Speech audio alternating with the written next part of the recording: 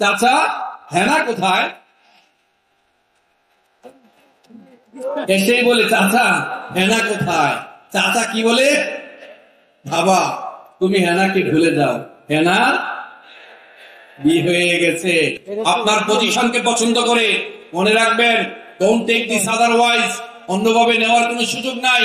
আপনার বাবা মা যে আপনাকে জন্ম দিয়েছে, আপনার জন্মদাতা, যদি আপনি আপনার পরিচয় সৃষ্টি না করতে পারেন, যদি আপনি ভালো মানুষ না হন, যদি আপনি বিনয়ী মানুষ না হন, যদি আপনি দেশের জন্য, দেশের কল্যাণে, মানবতার কল্যাণে কাজ না করতে পারেন, নিজের কল্যাণের পাশাপাশি মানবতার কল্যাণ না করতে পারেন, তাহলে আপনার বাবা মা আপনাকে পছন্দ করবে না, ঠিক না? সরি টু সে, আরেকটি কথা না বললে নয়, তবে মনে রাখবেন, পুরুষ মানুষ বাঁচে সবসময় অন্যের জন্য। কার জন্য? পুরুষ মানুষ কখনো নিজের সুখের জন্য বাঁচে না। পুরুষ মানুষ সবাইকে ভালো রাখার জন্য বাঁচে, পরিবারের সবাইকে ভালো রাখার জন্য বাঁচে। পুরুষের আর্তচিৎকার চার দেয়ালের মাঝে বন্দী থাকলেও, পুরুষের আর্তচিৎকার আশেপাশের মানুষ না শুনলেও, তাদের এই কান্নার গভীরতা যে কত বেশি, তাদের এই কান্নার ডেপথ যে কত বেশি, সেটা আমরা পুরুষরাই শুধুমাত্র বুঝতে পারি, ঠিক না? আরেকটি কথা না বললেই নয়, মনে রাখবেন, আমি সবসময় উদাহরণটা দিয়ে থাকি, মায়ের পায়ের নিচে সন্তানের বেহেশত। Heaven lies at the foot of mother. মায়ের পায়ের নিচে সন্তানের বেহেশত। আমি জানি প্রায় 6টি প্যান্ডেলে আমার ধর্মপ্রাণ, আমার সম্মানিত মা এবং বোনেরা আছেন।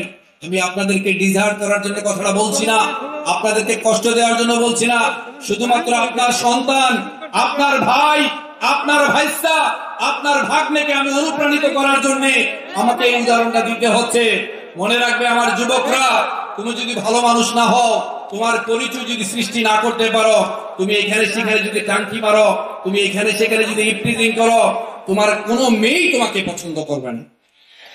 ইভেন তোমার ঘরে সবচেয়ে অযোগ্য, সবচেয়ে অপদার্থ যে মেয়েটি তোমার ঘরে এসেছে, যার সমাজে কোনো পরিচয় নাই, সেই মেয়েটাও তোমাকে দৈনিক 10 থেকে 20 বার কথা শোনাবে, আমি দেখে তোমার ঘর সংসার করছি, ঠিক কিনা? নাই নাই পরিচয় সৃষ্টি করেন।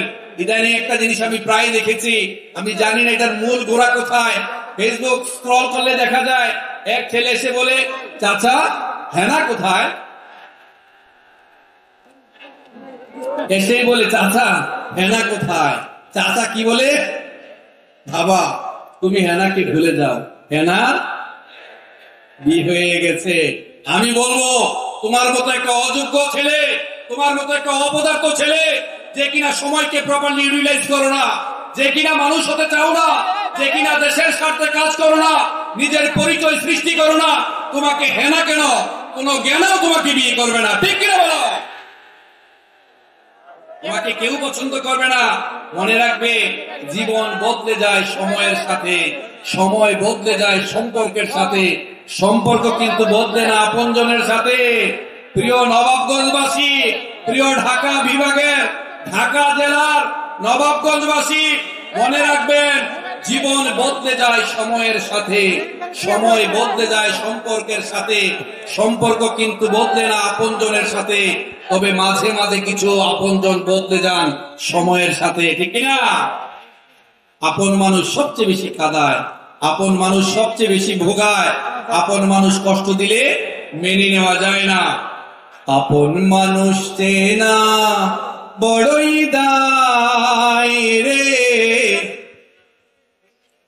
আপন মানুষ চেনা বড়ই দায়, আপন মানুষ চেনা বড়ই দায় রে, আপন মানুষ চেনা বড়ই দায়, ঠিক না? চাইলেও তারে যায় না ভোলা, বুকের ভেতর কষ্ট মেলা, চাইলেও তারে যায় না ভোলা, বুকের ভেতর কষ্ট মেলা। আপন মানুষ সবচেয়ে বেশি আপনকে কাঁদায়, আপনকে কাঁদায়, আপন মানুষ চেনা বড়ই দায় রে, আপন মানুষ চেনা বড়ই দায়, ঠিক না? তাকবীর হবে, তাকবীর। একজন একজন তাকবীর দেন, লিল্লাহে তাকবীর।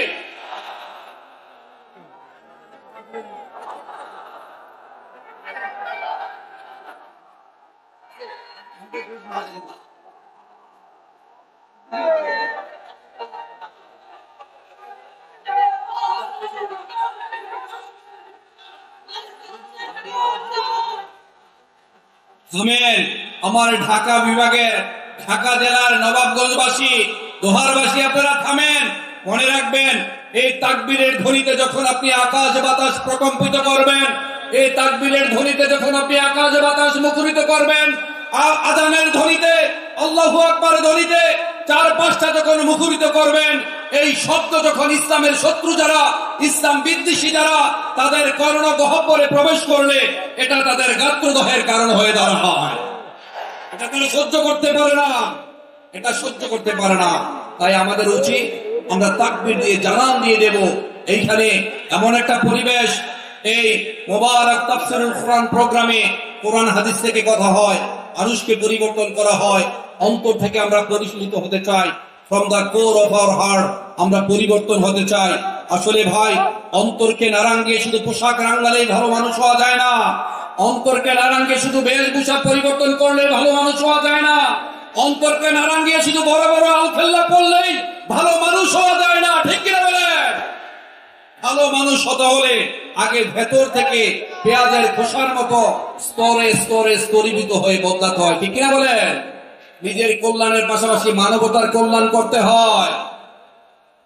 আল্লাহ যে কারণে আমাদেরকে পৃথিবীতে পাঠিয়েছেন, ওই কারণটা, we have a mission to be fulfil. আমাদের যে মিশন, ভিশন দিয়ে আল্লাহ সুবহানাহু ওয়া তাআলা আমাদেরকে পৃথিবীতে পাঠিয়েছেন, সেই দায়িত্ব আমাদের আছে না নাই? সেটা পালন করার দায়িত্ব আমাদের আছে না নাই? জোরে বলেন। এটার মূল দায়িত্ব কার জানেন? মূল দায়িত্ব হচ্ছে এই যে আপনারা যুবক যারা আছেন, যাদের রক্ত টকবগে, আমি সবসময় বলে থাকি, আমার যুবকরা জেগে উঠেছে, আমার যুবকদের রক্ত গরম। তারা নজরুলের ভাষায়, তারা মানে না কোনো আইন, তারা ভরা তরি করে ভরাডবি, তারা টর্পেডো, তারা ভিন ভাসমান মাইন। ঠিক কিনা বলে? কারণ যুবকরা হচ্ছে এমন স্বাধীন চেতা মানুষ, এমন শক্তিশালী মানুষ। আলহামদুলিল্লাহ, তাদেরকে আল্লাহ সুবহানাহু ওয়া তাআলা এতটা মোটিভেট করে রেখেছেন। যুবকদের সাধারণত কোনো ঘরে ঢুকতে গেলে দরজারও প্রয়োজন হয় না। ঠিক কিনা? জানলা একটা থাকলেই চলে, জানলা দিয়ে ঘরে ঢুকে যায়, তাই না? আমার দোহারবাসী, আমার নবাবগঞ্জবাসী, আমি যেই বিষয় নিয়ে কথা বলতে চাচ্ছি, মনে রাখবেন, জীবনের সবচেয়ে বড় বাস্তবতা হলো জীবন একটাই। জীবন কয়টা? একটু জোরে বলেন। জীবনের সবচেয়ে বড় বাস্তবতা হলো জীবন একটাই। পৃথিবী হলো তার কর্মক্ষেত্র। সময় এবং কাজের যোগফল হচ্ছে, সময় এবং কাজের যোগফল হচ্ছে জীবন।